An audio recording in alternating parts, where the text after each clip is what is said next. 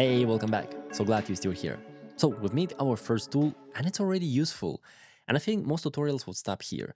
But as we discussed earlier, it's far from being perfect or even user-friendly because nobody is going to open your code to adjust renaming rules. So in this video, we're going to continue working on the tool and start adding other features like UI form, better reporting, and just overall kind of rework our code.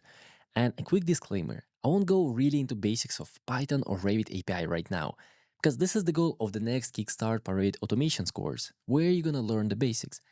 But now, I still want you to see the process of what happens after proof of concept. So we're gonna continue building this tool, and we're gonna use AI for that, so it's more fun and you can also follow along. And if you're an absolute beginner and find code hard, that's okay.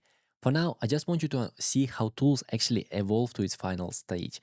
And later, when you pick up the basics and start using more AI, you'll be able to do far more than that. So let's dive in and focus on the process.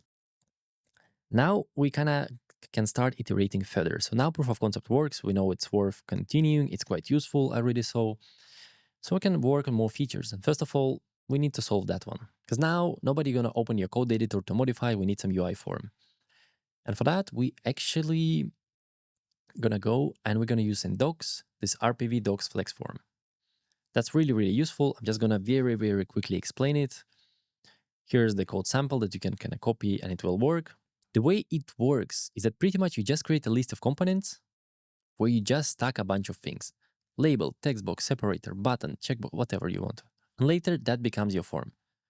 I can see that all of these ones, they actually become that form right here. There's an example. You can see, for example, I don't know if I can make it. It's a little small, but there's label.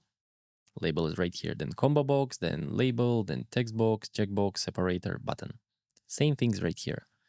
The only thing is that right here we say like, okay, take these components and make it a form, then show it to us, and then give us the values that user provided. That's it. And to make it even simpler, we're actually gonna go to cursor, select that, Control K. Can you turn it into friendly UI form? Let's see what we get. I'm not gonna provide details of what I'm gonna do, and I see it going in the wrong direction. Gonna cancel it. Now this time I'm gonna select it, Control K. Can you turn it into an RPV flex form? Now it's gonna do that. You can see it made the imports, components, created form, and so on, so on, so on. Now that might look like a lot of code, but UI always like that because you have to define all components. We can actually shorten that one. I'm just gonna kind of hold Alt, I'll click in multiple places, and then delete. So it's like this. So it's already taking less space and it's actually making more sense now. So we have our prefix, text box, then here's the name. We can get the value later. You can see get the value here. So there is, honestly, I'm surprised it's not as good. So we're gonna fix a few things. Well, first of all, we're gonna skip this stress testing. I wanna show you how it fails later on. And second of all, well, we're just gonna simplify. We're gonna say values equals form values because I don't wanna define it every single time.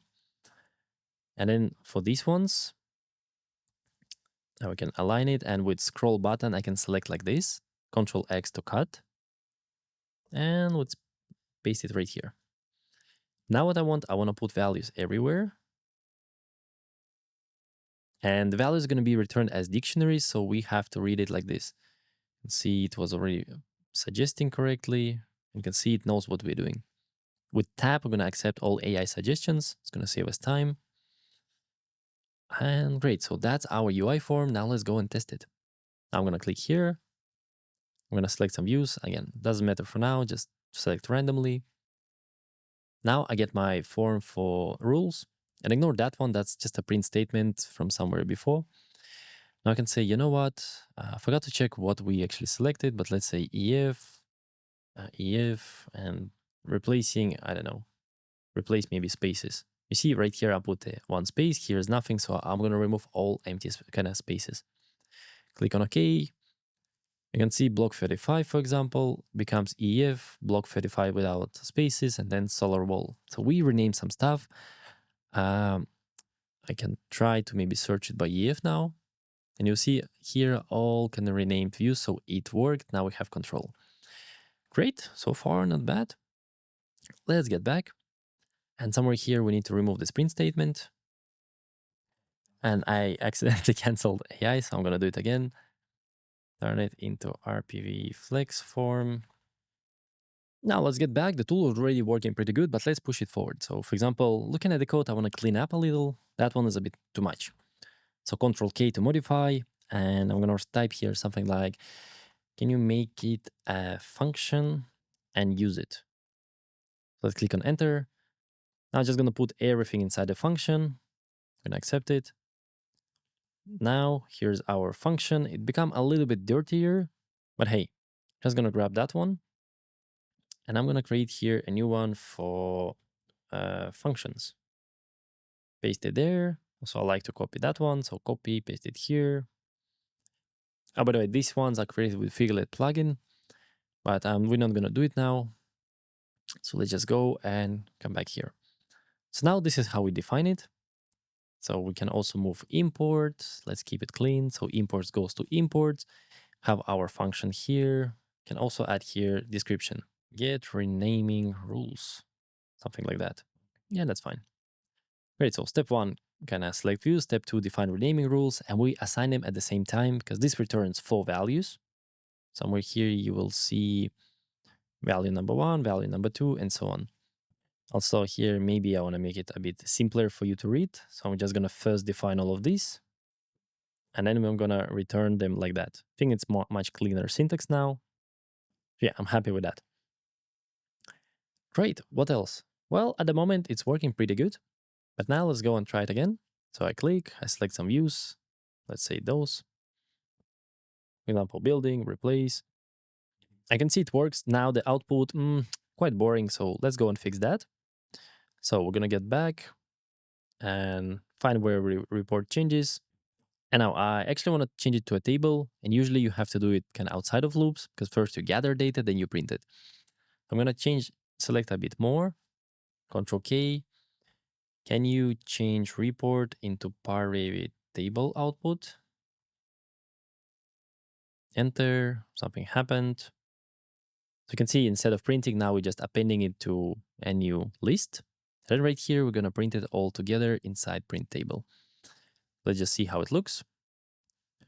Click here. Doesn't matter what we select. Let's go for the camera ones. Select here.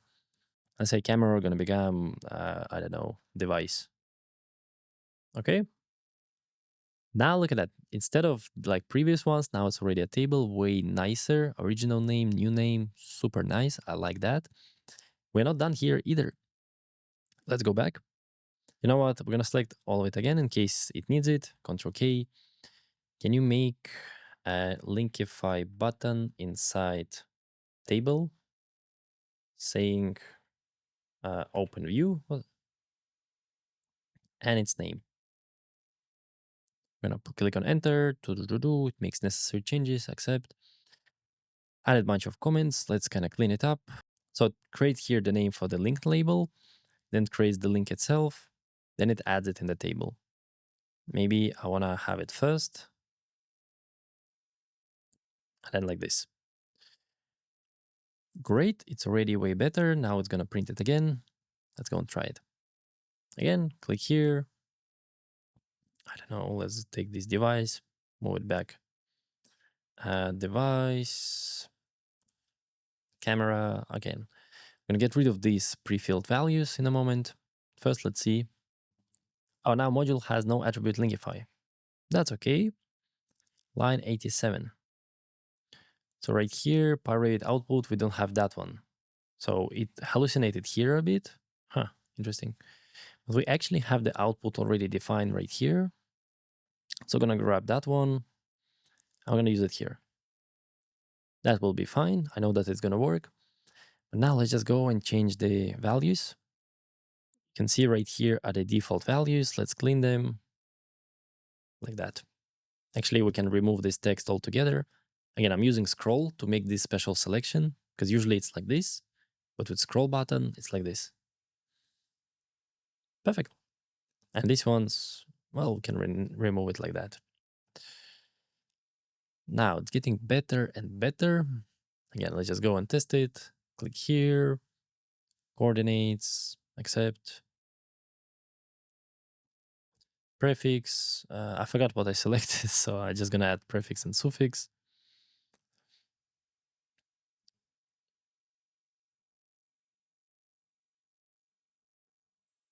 All right, so I crashed my Revit. Very good for the demo. I think I'm gonna leave it in just so you see sometimes it happens. Usually you just get errors saying that something didn't work out. It's very rarely that it actually crashes. So I'm very surprised it happened. But anyway, we need to investigate, have to go back. Well, in your case, you'll probably copy paste it in Cloud Code, some smarter models, ask for feedback. Now, I know that it stopped working after we added Linkify, so probably something have to do with these ones.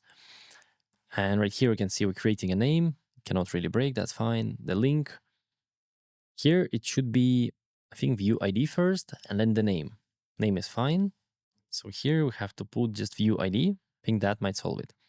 And also, I realized that I think I don't have my Revit API autocompletes working on the AI. So let's just go and fix it quickly. Sometimes it happens. In my case, I moved folders around. I just fixed the paths. You already have it set up. Let's go to Python and select one of the versions. For example, 25 is fine. You can see now it's applied.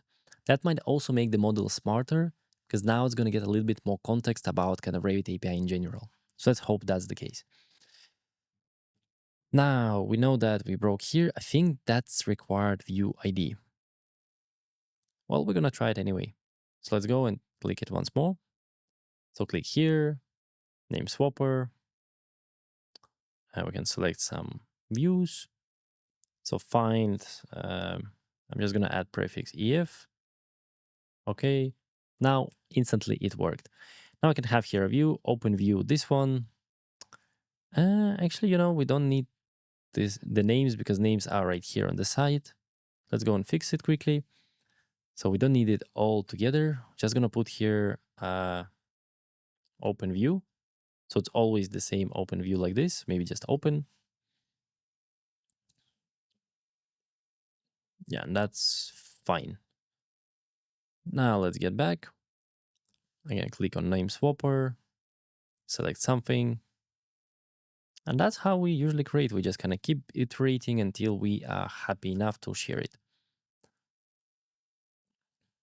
Great. Now again, open view. I mean, again, guys, when you create these kind of small tools, we could leave much earlier. Maybe you don't want Linkify, maybe you don't want reporting, maybe you don't really need some other things. You can always decide yourself when the tool is ready. I'm just showing you that we can keep pushing like forever, like keep upgrading it, adding more features. Now, for example, I think the main functionality is fine. This is more than enough. I'm quite happy with that one. So we started with an idea, then we created a quick proof of concept, and now we added even more features to this tool. And it starts to look like this tool is ready to share, but not so fast.